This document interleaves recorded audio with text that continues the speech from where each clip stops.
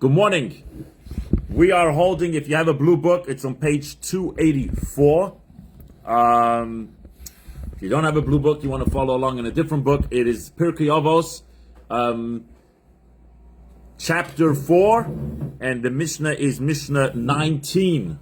That's where we're holding. So it's right on, and if you have the blue book, page 284, the bottom of the page, and we talk about Shmuel HaKatan. Katan means small. Why was it called the small, the Katan, the small Shmuel? Well, some say because comparing to Samuel the prophet, he was just a little smaller into how Samuel the prophet was. Samuel was a great prophet, and this Shmuel was also a great rabbi, a great individual. So he was just maybe a little small in comparison to Samuel the prophet.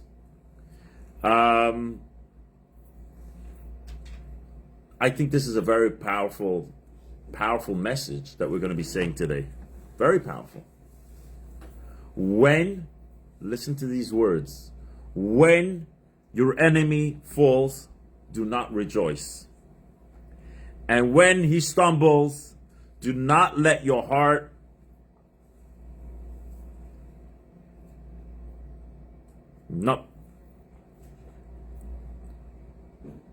to be glad. Okay?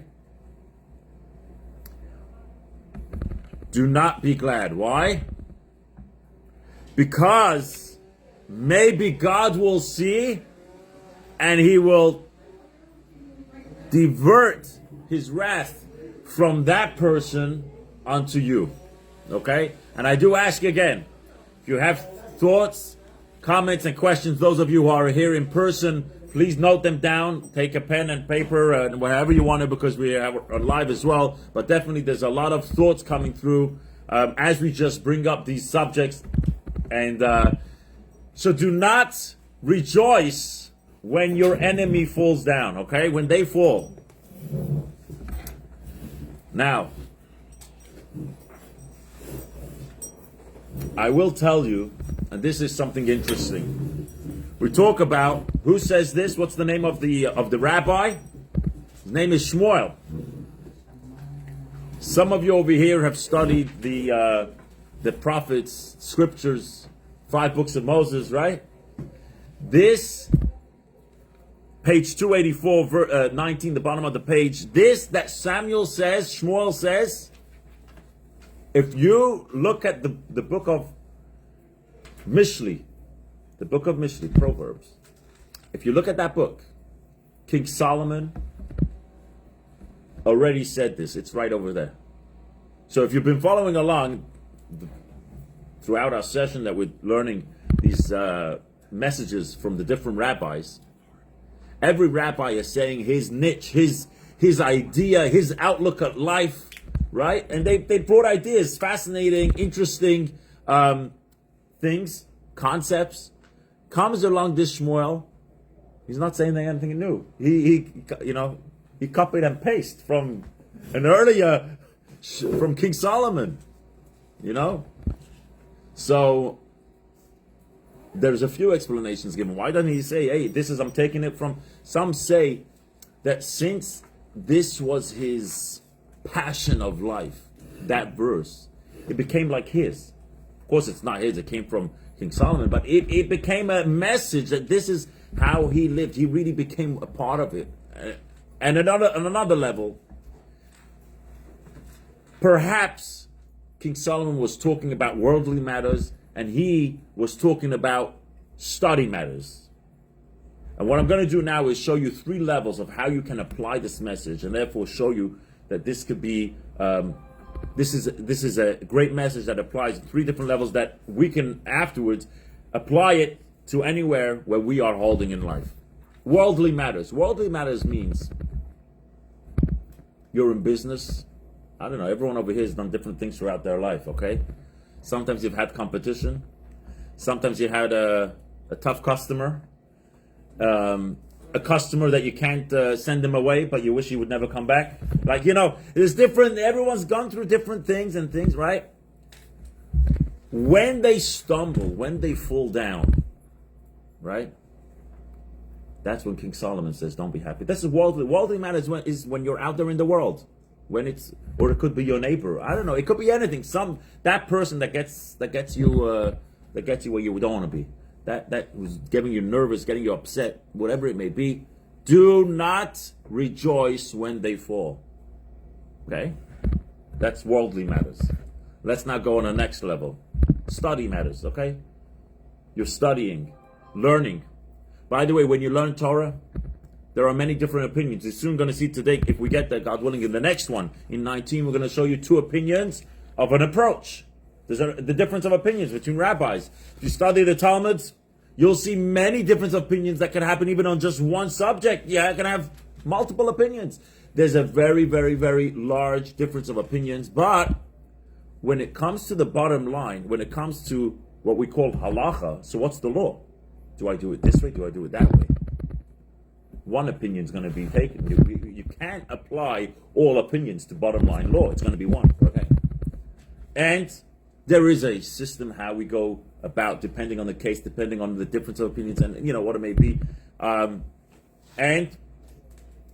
in today's world, depending if you are Sephardic or Ashkenazic, where you come from, just give you a simple difference of opinion. Okay, you have a mezuzah on your door, right? So first of all, I'm not even going to go into the writing of the mezuzah. That's a whole class for itself, and difference between Sephardic and Ashkenazic. But just talking about how you place that mezuzah on the door. Look right over there. You see there's a mezuzah, that door right over there. It's slightly slanted inwards to the way the door is opening. If this was a Sephardic synagogue, right? Everyone was Sephardic over here, it would actually be placed straight. So there is a difference. Bottom line, Lord, there's going to be a difference, okay? So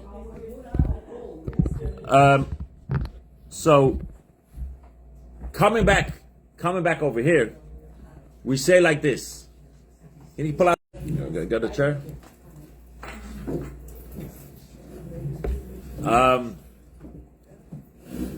So getting back over here. So what are we saying?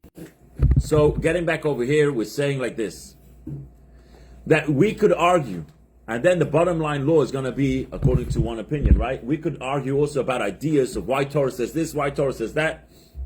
And then you want to go to a rabbi who knows law. Tell him, so what's going to be the law in this matter? We have an interesting case we've been debating over here. You know the law. What's going to be the law? And he says, this is the law. How do you feel the person who actually got it right? Do you feel, oh, I got it right, you got it wrong? That's the question. When we're debating about law, Torah law, there should be no joy over the other person that I'm the one who won you over in what's right in law. We're both trying to analyze and come to the truth. The truth of Torah, that is my heritage, your heritage. It's all the same. We're all in it together. So we're not arguing because I'm against you. It's arguing to know what the real reason is. What's the real deal? And therefore, whoever is right, I shouldn't be like, oh, I'm right and he's wrong. Then we're back in preschool. I don't know. If we're here for the real deal, it's about the real deal. And therefore, that's what he says. Do not be joyous over the one who's really arguing with you. He has a way difference of opinion. Makes no difference. That's not where your joy should come, because I was the right. The rabbi said that he's that's because the law is one, but your ideas and your concepts, they could be great. There is in the Talmud, we learn a lot of opinions that in practice law we don't apply. But when we study them, we make a prayer beforehand of thanking God for giving us the Torah and the wisdom, and we're studying opinions that don't apply to law. How can we thank God for giving us a Torah that doesn't apply to law if it's not even accepted a part of law? The answer is because that is also a part of the wisdom of God. A part of the wisdom of God is not just what you practice law, it's even the difference of opinions that give you clarification, that come and give you what is law. But we need also the differences and the different ideas, because that is also part of Torah. And therefore we don't have joy over the other guy that, oh, I'm taking to law and you're not, because that's just not it. So that's taking it to a next level, not just in worldly matters. We're not joyous over the other guy when he falls down. We're also in Torah matters and scholar ideas.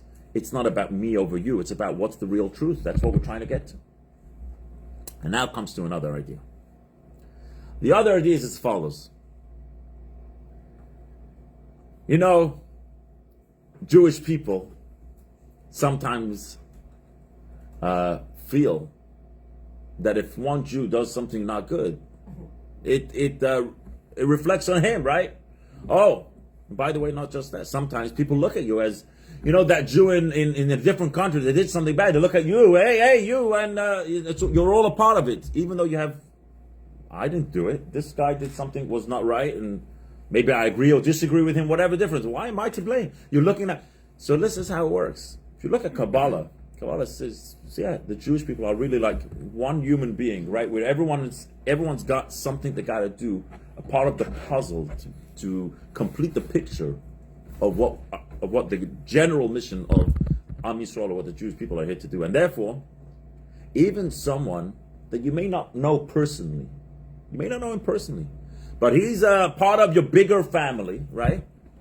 And he's in technical matters, he's against you. Why? Because he does something that's not it's not according to Torah. It's not what should be done, and therefore it brings you down in a certain sense. So you may say, "Oh, God punished him. Something happened. He fell down." Oh, you may be a little joyous. Good. He should have got it. It's punishment for doing whatever he did wrong, and he wasn't doing according to Torah. He deserves it. Comes over here and says, no. If you know something about someone else that's no good, it means you see the bad in someone else. It means, even though you may not be doing the same bad that the other guy's doing, but if you are able to see the bad, it means on one level or another, you also have some bad. That's why you're able to see the bad, because you have a taste of it. You know what bad is, you know what good is. That means that you have at a certain level, maybe not what he's doing, but something else. And therefore, if you are joyous, you're happy that he's getting punished, you are awakening judgment on yourself that maybe on the level on something that you are not perfect, you should also get punished. And therefore, stop being joyous on the other person, because that is going to create for you something that's no good. And the commentaries explain something. This is just a basic idea over here. If you are joyous, remember we explained 3 levels: worldly, scholarly, and then on a more detailed level of being as one nation when someone's doing something that even though you don't know the person personally. They explain something like this: when you are joyous about someone else getting punished, it's like you are saying God is your messenger to hit that guy or to make him go bad. When you make God your messenger to do something bad, and you think so, that is putting God in a position that God had never intended to be, and therefore that itself will deserve that you, God forbid, are creating for yourself negative punishment, and therefore don't go in that position of being joyous. But now, before we go further, if you look by King Solomon, if you read that book, Mishli, it's got a lot of interesting verses and things that you could discuss. And one of the things he says is, "Ba'avod Rishoim Rina." When the wicked are taken out, there is joy. Okay? This is also true that Shmuel says this, but King Solomon is the same one who was the first one who said what we read over here in 19. And he says, do not be joyous when your enemy gets hit. And then he says somewhere else, and just, different verse, but he says, when the wicked are lost, are taken out, there's joy. So which one is true? Douglas Murray, he's an English news reporter or something of the sort, and pro-Israeli there we go. And he says as follows. He was analyzing or speaking about when Israel struck the Lebanese, from the Hezbollah, Nasrallah.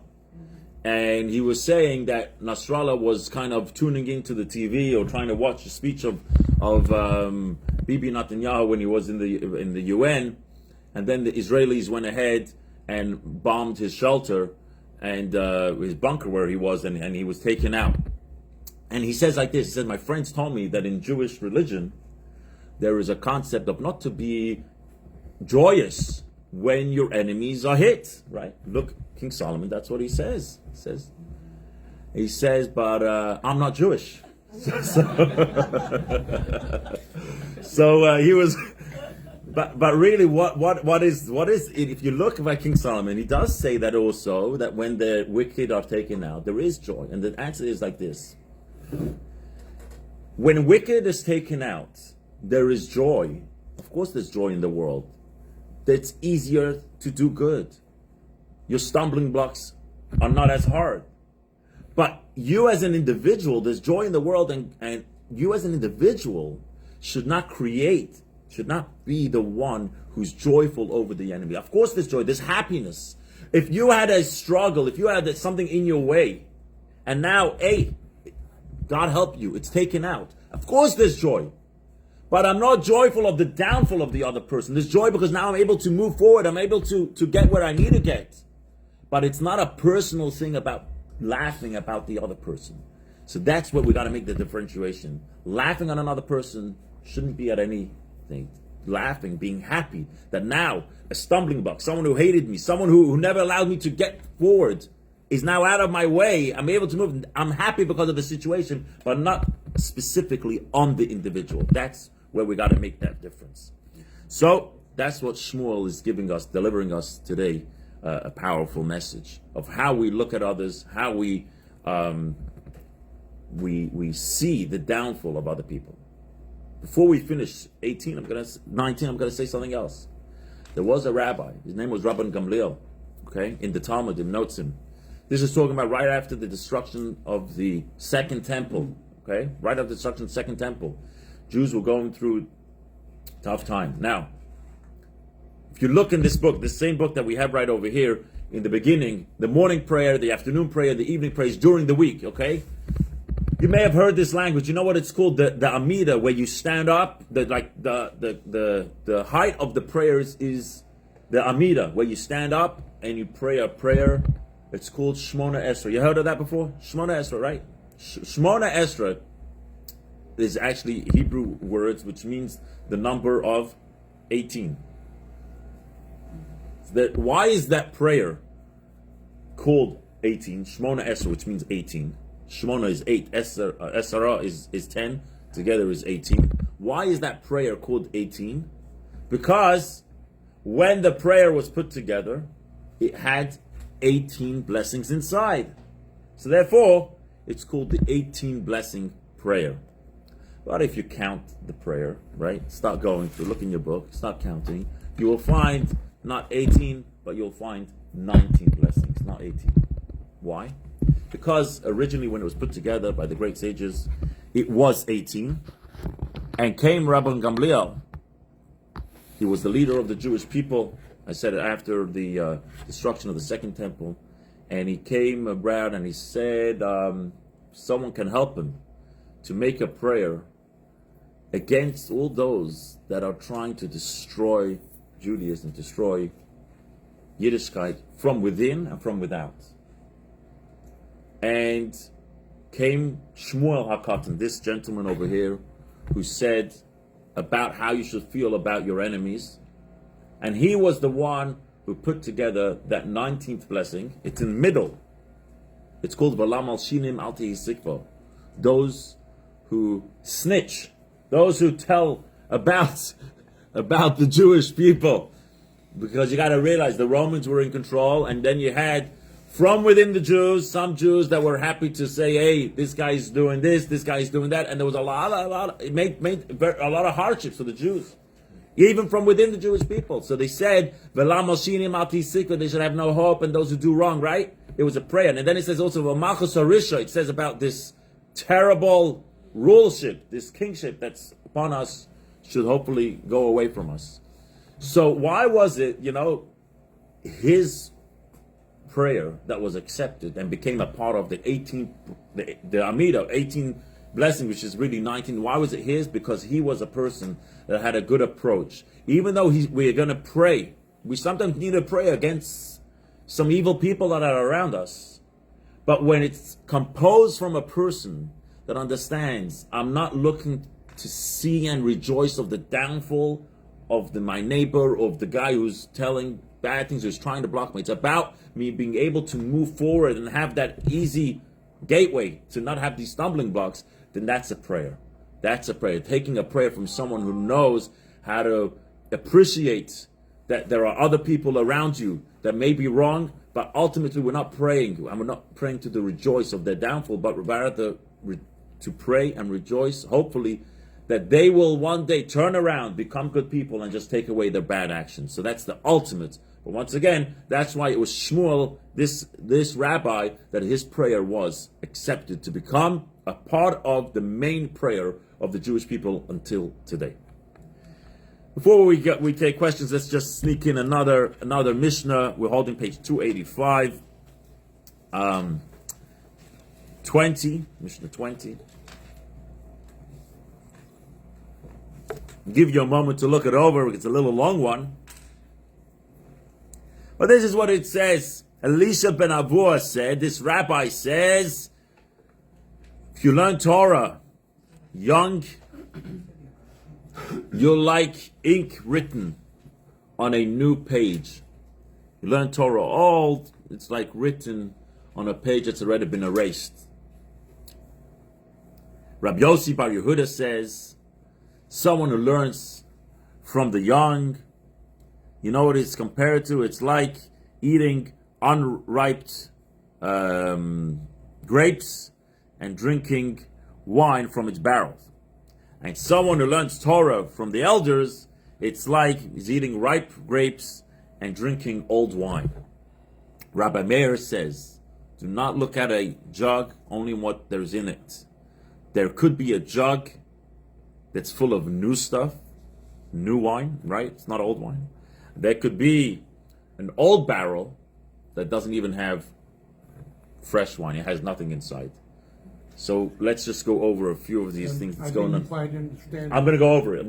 The old one, yeah. I'm going to go over it. Explain it. Yeah. I'm going to just go over the three pieces over here, and everything will be hopefully clear. The first thing we mentioned was Elisha ben Avua. First thing we mentioned, Elisha ben Avua. He says, learning young is the greatest thing. Mm-hmm. Why? Because your mind is fresh. You have no other things running through you, and it's the best way. Now, let me just tell you something about this Elisha ben Avua. This rabbi wasn't your typical rabbi. He was a rabbi that ultimately left the ways of Torah and the ways of doing mitzvahs. He straight away. Yet, even when he disowned it, he continued to study and to learn with his student Rab Meir. He continued studying. Why? This goes hand in hand. Why? Because something that you install to the children when you were young will stay with you even if things happen in life. But whatever went into you or was absorbed to you as young just stays there. It stays with you. And that's why he continued to study even though he didn't really go in the path of Torah when he was older. There is a deeper explanation over here, and it says as follows. This doesn't just mean an age. It also means your approach. Someone who studies Torah young, meaning he's able to put away everything, all the complications of life. Says, I'm going to be like a child now. Not let anything disturb me. You want to teach me a concept, ready to listen to the whole thing. That's called a young approach. An old approach means that as I'm listening to you, I already have 20 things that I disagree with you. That's the typical, typical old approach, which the Mishnah is trying to tell you: be young. You want to learn, you want to grow in Torah.